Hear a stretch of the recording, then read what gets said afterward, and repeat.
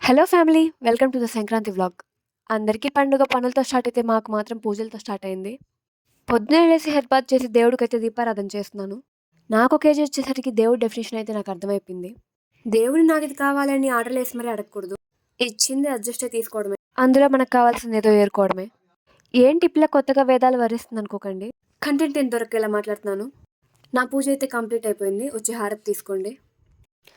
Survey జన సుఖినో భవంతు, లోకా సమస్త సుఖినో భవంతు. పండగకి అన్నీ చేసుకొని మేమొకటి తినేస్తే బావుండదని, చనిపోయిన మా ముత్తాతల్ని పిలిచి భోజనాలు పెడుతున్నాం. ఇలా పెద్ద పండుగ రోజు మన పెద్దవాళ్ళని దేవుడిగా భావించి, మనకిష్టమైన వంటలని వడ్డించడం మన హిందూ సంప్రదాయం. అందుకనే మా అమ్మ పొద్దున లేసి చేసిన వంటలని నేను సింపుల్‌గా వడ్డిచ్చేస్తున్నాను. చనిపోయిన మా పెద్దోళ్ళ దగ్గర గుడ్ ఇంప్రెషన్ కొట్టేయడానికి. ఇలా వరుసగా అన్నీ వడ్డించేసి మా తాతల్ని తిందురు రమ్మని పిలిచాను. ఇలా పూజ అంతా కంప్లీట్ అయిపోయింది.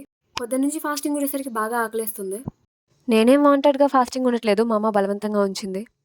అయినా మనవరాలు ఒక పొద్దుతో ఉంటే మా తాతలకి తినడానికి మనసులో ఒప్పుతుందో చెప్పండి? అందుకని నేను ఉండనన్నాను. ఫైనల్‌గా నాకు తినడానికి పర్మిషన్ ఇచ్చారు. అలా అన్నపూర్ణాదేవికి దండం పెట్టుకొని నచ్చిన ఫుడ్ కమ్మగా తిన్నాను. ఇలా నా సంక్రాంతి అయితే కంప్లీట్ అయిపోయింది. తెలిసి కమ్మగా కడుపు నిండా తిన్న రోజు అదే పెద్ద పండుగ. ఇలాంటి మరిన్ని వ్లాగ్స్ కోసం నా ఛానల్ లైక్ చేసి సబ్స్క్రైబ్ చేయండి. నేను మీ